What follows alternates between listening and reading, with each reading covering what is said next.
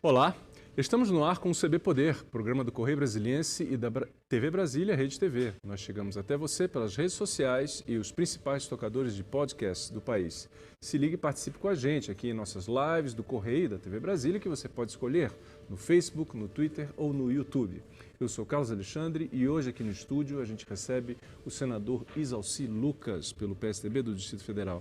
Seja muito bem-vindo, senador. Eu que agradeço, mais uma vez, estar aqui no programa. Senador, o senhor conhece muitos assuntos do Distrito Federal e, atualmente, o senhor está muito focado nessa questão dos policiais militares, dos servidores da segurança pública de uma forma geral. O que está acontecendo?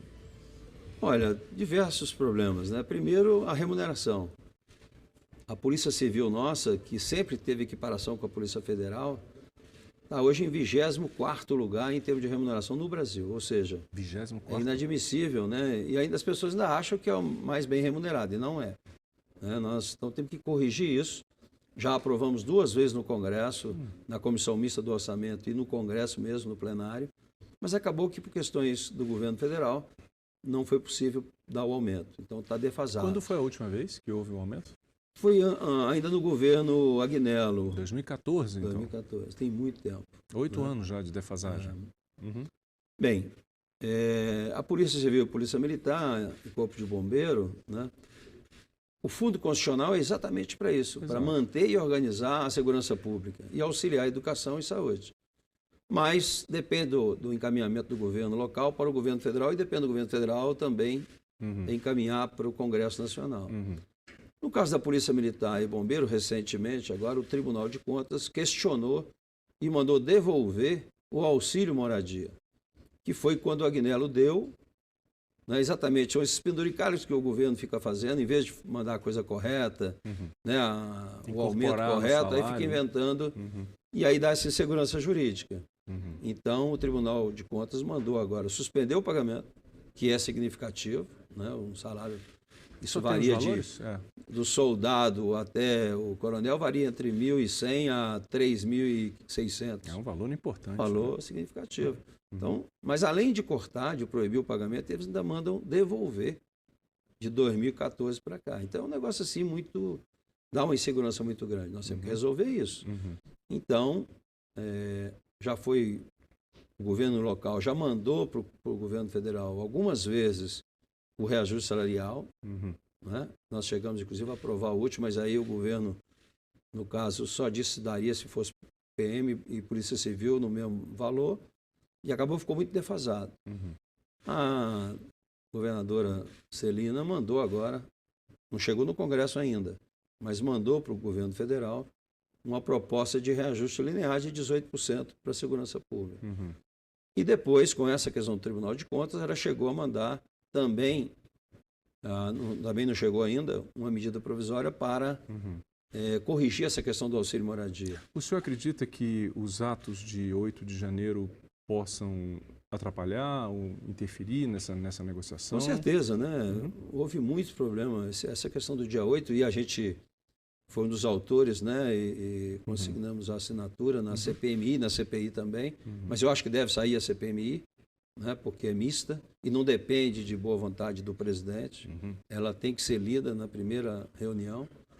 Então, que não havendo retirada de assinatura, houve algumas, mas também houve novas assinaturas, então não perdemos.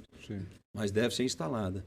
Mas a gente quer provar, inclusive, isso, né, que, primeiro, nós temos uma falta de contingente muito grande. Polícia Civil hoje, Polícia Militar e Bombeiro, trabalham com menos da metade. Por exemplo, a Polícia Militar é para ter 18 mil. Nós temos hoje 10. E nem todos na parte operacional. Esse, inclusive, foi um dos pontos mencionados na discussão como um todo, né? Então, Polícia Civil é a mesma coisa. Trabalha com a metade do que deveria ter, e bombeiro. Então, a gente precisa, primeiro, você não tira um policial, né? Assim, vem cá, começa hoje, não é assim, né? No armário. Você tem que ter formação. Isso leva 1 ano, 1 ano e meio, 2 anos até, para você ter um policial preparado. Então, tinha um projeto na Câmara, que foi aprovado agora, está no Senado, que era do teto, questão do teto. E os militares, quando vão para a reserva, eles recebem uma indenização, mas que na lei, no projeto de lei, não estava considerado como indenização. Então, toda vez que entrava na pauta, e entrou pelo menos 4 vezes, que eu me lembro, a gente perdia 1.500, 800 policiais com medo de ser aprovado e eles perderem a indenização. Olha só. Então, acertou na Câmara, foi para o Senado corrigindo isso, é indenização, mas perdemos, eu acredito que mais de 4 mil policiais. Com essa dúvida, né, que se criou.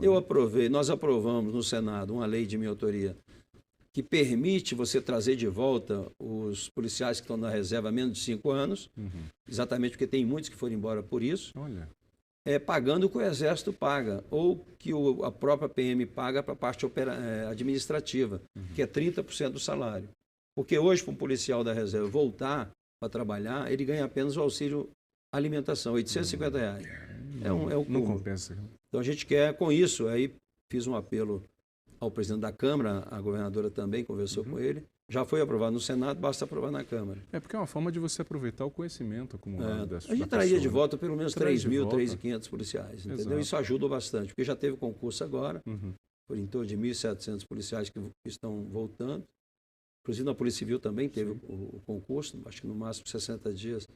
Como é que está essa conversa, senador, na bancada do Distrito Federal? Vocês estão se reunindo? Como é que isso está sendo colocado? A gente sempre acompanha, faz uma reunião. No caso do dia 8, a gente fez imediatamente, inclusive fizemos uma nota para o retorno do governador, que é um absurdo, numa canetada você tirar um governador. Eu acho até que no momento tinha que fazer mesmo. Mas na sequência, como foi provado já e está claro de que ele não teve nenhum envolvimento, basta ver agora também o parecer da PGR, né? Então acho que ele tem que voltar o mais rápido possível, né? Agora, depende do O que o senhor acha Supremo. que aconteceu ali, então, no 8 de janeiro? Olha, por isso que eu defendo muito, e já estou preparado, né, para a CPI com relação aos requerimentos e convocações, etc. Eu não tenho nenhuma dúvida, né, que não foi só o DF. O DF tinha obrigação, porque ele recebe fundo constitucional para isso. Então, houve realmente um erro do GDF. Né? Mas não foi nem do governador, foi da corporação que, né, tanto a segurança pública de um modo geral, porque houve o plano de ação, só que não foi cumprido. Então, teve vários probleminhas aí internos. Mas, ao mesmo tempo, nós temos a Força Nacional, nós temos a Guarda, o Batalhão da Guarda Presidencial, que são mais de 2.000 homens. Né? Você tem aí a ABIN, você tem Exército, Marinha, Aeronáutica, todos tinham conhecimento do que estava acontecendo. Inclusive, tinha relatório da própria ABIN, né, dizendo que havia risco realmente. Sim. E o governo GDF tentou, inclusive, tirar os manifestantes em frente aos quartéis. O Exército não deixou. Exato. Então, tem uma série de fatores. Basta ver os vídeos, você vai ver também coisas estranhas, né? Pessoas... Porque na movimentação você tinha idosos, crianças, que evidentemente não foram lá para derrubar nada, para quebrar nada. Mas houve alguma infiltração ali de alguns manifestantes que foram para isso. Então a gente quer provar isso e vamos provar isso. O que também, olhando, né, já se passaram praticamente mais de 2 meses desde esse episódio. 64 dias. O que não dá para imaginar também é que toda a responsabilidade caia sobre Anderson Torres, né? Quer dizer, ele não é o único responsável. Nem sobre o governador, muito E nem menos. sobre o governador. Quer dizer, não dá para, pela magnitude do que aconteceu, quer dizer, é um evento. É claro que esse evento, qualquer pessoa que acompanha medianamente o assunto sabe que, por exemplo, esse movimento tinha conexões por todo o país. Quer dizer, é preciso investigar caminhões que vieram isso. para cá, Claro. que não foram a NTT, também tinha que ter Exato. entrado. Mas houve o plano. O problema é que ele não foi executado. O Anderson Torres, ele voltou dia 1º e saiu de férias dia 9. 9 foi a segunda-feira. Lógico que todo mundo, é normal você que sai de férias na segunda-feira viajar na sexta ou no sábado, né? Isso é normal.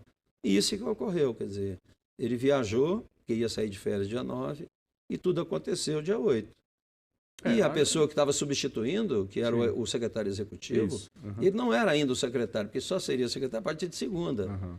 Então, houve o plano com participação da ABIN, com participação do pessoal do Congresso, do Supremo, transição, e a Polícia Militar. Não, é porque o plano de ação, cada um tem uma missão, cada um tem uma coisa para fazer. E um erro que teve também grosseiro é que foi decretado o estado de alerta e não o de prontidão. Tendo em vista que havia realmente esse risco, e houve manifestação, inclusive, da Secretaria de Segurança, você tinha que estar de prontidão, né, de alerta. Alerta, você está em casa. No domingo, o policial está em casa almoçando, no restaurante, com a família, não sei o quê. Aí, até chegar em casa, trocar de roupa, já passou. Já passou. Então, tinha que ser prontidão. As pessoas tinham que estar no quartel aguardando isso. como também o governo federal. A Força Nacional estava disponível. O que chama a atenção, né, senador, é que esse episódio, o senhor mencionou o fato de que o Anderson Torres viajou na sexta, estaria de férias na segunda, etc. Só que as tensões e todos aqueles movimentos eles já vinham ocorrendo muito antes. Lembre-se, vamos lembrar aqui o que aconteceu no dia 12 de dezembro, com a posse, né? A posse correu também, tudo bem. Quer dizer, então, o acampamento estava montado lá desde das eleições, quer dizer, então, era uma situação que exigia houve realmente atenção, né? uma negligência, mas geral, governo federal e governo local. Os órgãos do governo federal, você tem muitos órgãos. Você acredita, então, que a CPI, a CPI vai identificar. Nós temos como identificar, inclusive, e é o correto, individualmente quem errou. Não dá para você generalizar, o DF pagar a conta disso, não é? Sabendo que houve alerta, houve uma série de coisas. Então, lógico, aqueles que foram responsáveis diretos, e tem, como você identificar, grande parte deles, serão punidos individualmente. Mas, independentemente disso, eu acho que a posição do Ibanez Rocha é que ele deve voltar. Já deveria ter votado, porque é um absurdo. Ele foi eleito no primeiro turno. Não é? E não dá para você afastar uma pessoa assim. Como já existem elementos que ele não teve culpa direta, que ele não... Lógico, ele é governador, ele não tem que chegar... Quem tem que responder na PM é a PM, é o comandante da PM. Quem tem que responder não é na Polícia Civil, é a Polícia Civil, o secretário. Mas ele foi, de certa forma... não digo ludibriado, mas foi uma informação incorreta, porque realmente não estava tudo tranquilo, muito pelo contrário. Houve manifestação da própria secretaria alertando que haveria possibilidade de ter realmente essa mobilização e esses danos todos. Eu queria voltar um pouco ao assunto que o senhor falou, da questão de verba, que envolve uma categoria importante do Distrito Federal, que são os servidores da segurança pública. Agora, o senhor também acompanha muito, o senhor é conhecido pelo trabalho relativo à ciência e tecnologia. Né? Temos um novo governo que fez algumas ações, por exemplo, aumentou a bolsa de pesquisa na CAPES, etc. Mas eu queria que o senhor comentasse um pouco isso. Quer dizer, existem outras ações que também são importantes. Como é que o senhor está vendo esse momento? Bem, o mais grave foi o projeto que nós aprovamos, um projeto de minha autoria, que proibia o governo de contingenciar, de desviar recursos da ciência e tecnologia para outras áreas. Quando nós criamos a proibição do contingenciamento do FNDCT, que é o Fundo Nacional de Desenvolvimento Científico e Tecnológico.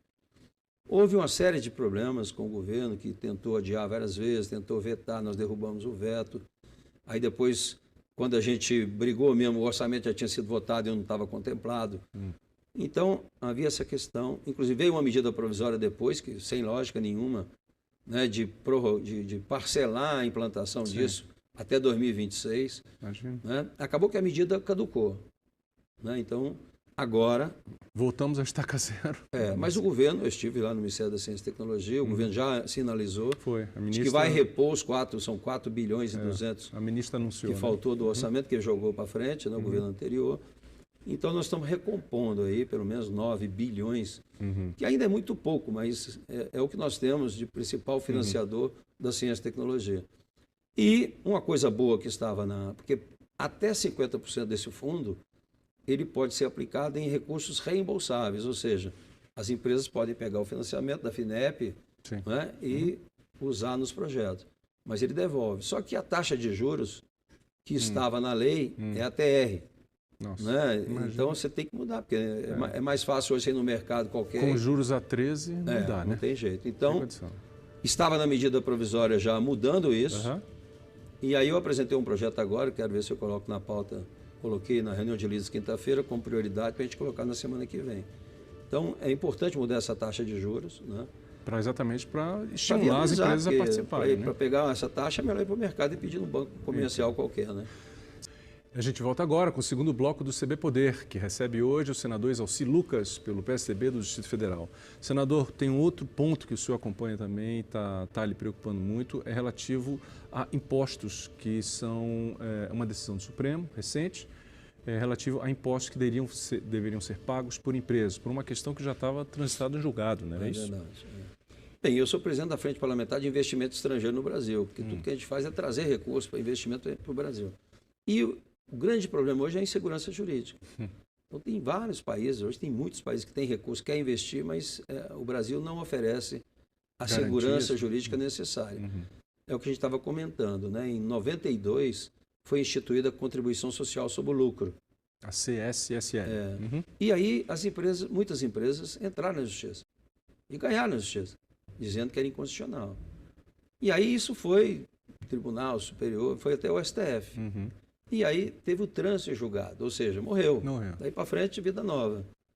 Agora, em 2007, o Supremo voltou a analisar essa situação e diz, não, esse imposto é constitucional, essa contribuição é constitucional. As empresas que tinham trânsito julgado, eles recorreram na justiça. E agora, 10 dias atrás, 15 dias atrás, o Supremo decidiu que essas empresas que recorreram, foi o resultado, teriam que pagar desde 2007, né, o imposto que não foi pago. Então, uma insegurança total, foi 6-5. É para pagar ou não é para pagar? 6-5.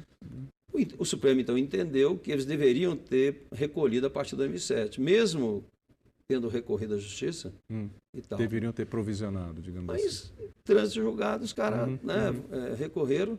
E como é que o senhor vê uma solução para isso? Qual é a sua proposta em relação a esse tema? Eu acho que o correto, e espero, não sei se foi publicado o acordo aí, nós tem que trabalhar isso no acordo, ou interpretação, onde ele tem que dizer, ó, a partir de agora, então, depois da decisão, você recolhe. Mas não dá para você querer cobrar 15 anos atrás. Né? Até porque as empresas, garanto que a maioria delas, não provisionaram nada. Mas tinha que ter... Não foi. Agora, a tradição do Supremo era você respeitar exatamente isso. O direito adquirido, a segurança jurídica. E o Barroso, nessa votação, ele diz, não, é questão de concorrência. Você não pode ter uma empresa que paga, outra que não paga no mesmo ramo. E aí mandou todo mundo recolher. Então, a gente tem que resolver isso. Não dá para você querer cobrar porque eles não provisionaram. O senhor tem uma proposta? Eu apresentei 2 projetos. Um mudando o Código Civil, que é exatamente proibir qualquer decisão judicial em cima de coisa julgada. Coisa que tem trânsito julgado, acabou, morreu. Só Jesus Cristo ressuscitou. Não existe como você ressuscitar um trânsito julgado. Então, eu apresentei e mudei também o Código Tributário, uma mudança do Código Tributário, no sentido que matéria tributária você não pode, depois de ter trânsito julgado, querer implementar ou cobrar coisas anteriores. Mas eu acho que o mais rápido é esse entendimento que foi dado pelo Supremo, colocar a partir de agora, quer dizer, não querer cobrar retroativa 15 anos atrás. Esse é um dos problemas que a gente vive no Brasil, essa morosidade para julgar. Né? Quer dizer, agora julgou por um troço de 15 anos atrás. Agora, se nós falamos um pouco sobre o auxílio moradia, né? Dos policiais militares, desde 2014. Exato. Ou seja, tem 8 anos. Vai fazer 9 anos. Agora tem que pagar tudo retroativo. E eles receberam de boa fé, não foi eles que fizeram a lei ou fizeram o aumento. Foi o executivo que fez. Então, não tem sentido agora você querer cobrar do soldado. Eles serem penalizados. Pagar 9 anos, ou o coronel pagar 9 anos, ou todos os militares. Retroativo, né? Seja do bombeiro, seja da PM. Por uma decisão. Como ainda tem também outras cobranças da Polícia Civil também. Que eles querem cobrar, porque muitas vezes a Polícia Civil cedia para o Supremo, para o Congresso, para a Câmara, para algum ministério, alguém da segurança. Agora eles, não pode. O governo GDF tem que cobrar e devolver esse recurso, porque era pago com o Fundo Constitucional, o Fundo Constitucional não podia ceder para ninguém, tinha que cuidar aqui. Então, o Fundo Constitucional também é uma polêmica importante, né, senador? Porque, inclusive, ele é fundamental voltando para Brasília. Exatamente. Quer dizer... Porque o Fundo Constitucional, veja bem, até o governo Cristóvão, né, ele tinha que todo mês lá no Ministério, com o Pires na mão, pedindo para pagar a folha. É verdade. Então, o Fernando Henrique, no último mandato, no último momento do mandato dele e do último do governador Roriz, foi criado o Fundo Constitucional. Naquela época, 2002, 2003, foi criado um valor suficiente para pagar o que se pagava, a segurança pública e educação e saúde. O secretário Everardo Maciel, né? Participou. Naquela época, sim, bem antigo. Então, agora, por que isso? Porque é a capital da República. As pessoas vieram para Brasília, criaram Brasília, tinha que ter um incentivo. Né? Então, por exemplo, você trazer professor no início de Brasília, não era só, estou contratando professor, você tinha que pagar. Os servidores tinham quinquênio, tinha dobradinha, tem uma série de artifícios que foram criados para trazer o pessoal para o DF.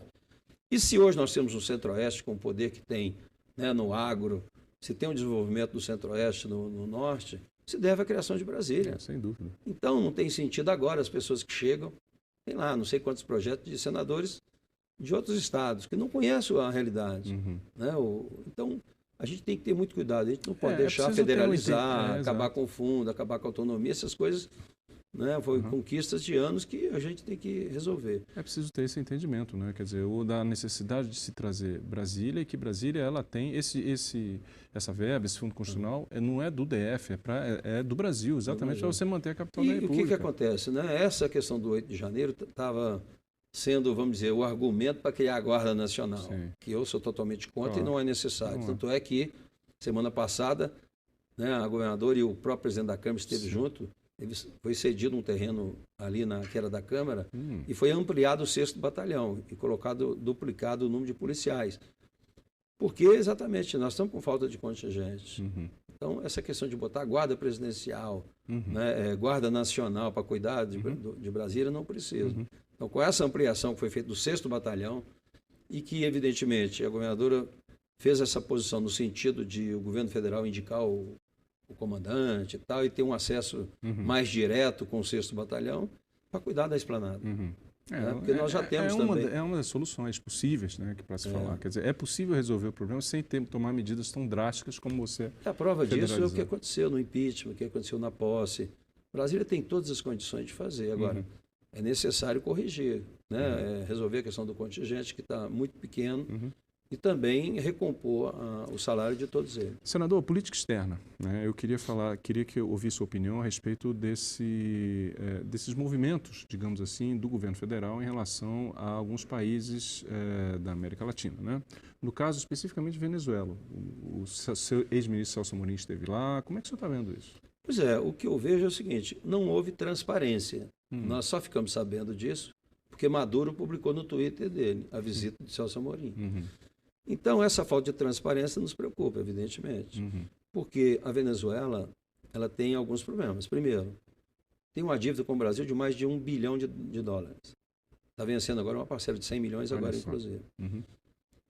Vocês devem lembrar do Abreu e Lima, lá em Pernambuco, né, a refinaria, que era um investimento de 2,5 bilhões, já foi em 8,5 bilhões e a Venezuela não cumpriu o acordo. Então, se for para realmente negociar a dívida, para tentar receber de volta esses recursos, tudo bem. Agora, se o governo tem intenção de financiar mais recursos para esses países, não é? Sendo que o Brasil está cheio de problemas. Cadê o metrô de Belo Horizonte? Cadê o metrô de Brasília? Cadê o metrô de todas as capitais nossas? Não tem. Como é que nós vamos investir nos países se nós mesmos aqui não temos? É uma crítica antiga, né? Porque envolve também o BNDES, né? Quer dizer, recurso do BNDES, e depois ninguém paga. Está lá Cuba devendo, Venezuela.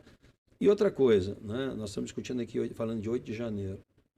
Democracia, nós defendemos. O Brasil é um país democrático e defende a democracia. O governo Lula tem, né, relações muito próximas com a Venezuela, que é um sistema que não respeita direitos humanos. Basta ver a questão de Roraima.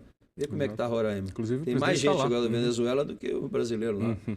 Então, com sérios problemas sociais, etc.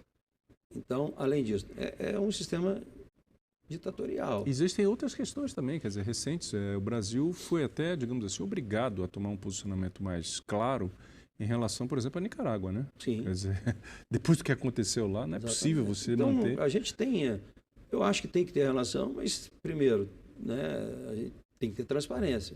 Qual é o motivo da viagem? Quais são as negociações que estão sendo feitas? Né? E ver essa questão democrática. Se defendem tanto aqui a democracia, e 8 de janeiro foi o símbolo, né, a união dos poderes para a defesa da democracia, por que o governo vai se intrometer ou incentivar ou participar das eleições na Venezuela? Quer dizer, uma coisa que a gente é uma espécie, não deixa de ser uma contradição, né? Estamos tão preocupados com a democracia aqui e, ao mesmo tempo, toleramos outras situações ali fora. Lá, e a falta de respeito aos direitos humanos, que não tem nenhuma. Né? A prova disso é as pessoas que estão saindo de lá e vindo para o Brasil cheio de problemas. Então, esse é um problema que a gente precisa ter e vamos, provavelmente, a Comissão de Relações Exteriores vai ter que, né, convocar ou chamar para te explicar isso.